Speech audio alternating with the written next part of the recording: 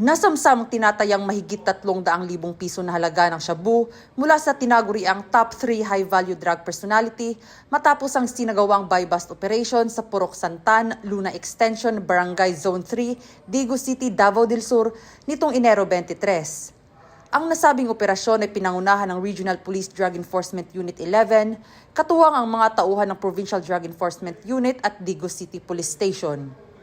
Ayon kay Police Major Maynard D. Pascual, hepe ng Regional Police Drug Enforcement Unit 11, kinilala ang sospek na si alias Ta, 47 anyos at residente ng Barangay Sinargan, Matanao.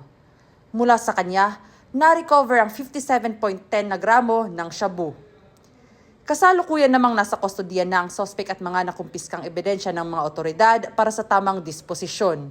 Patuloy naman ang karagdagang investigasyon kaugnay sa kasong paglabag sa Republic Act 9165 o ang Comprehensive Dangerous Drugs Act of 2002.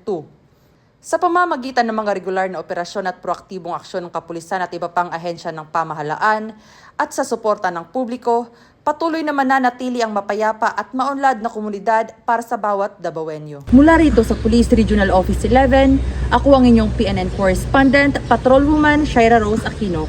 Alagad ng batas, tagataguyod ng Balitang Pulis.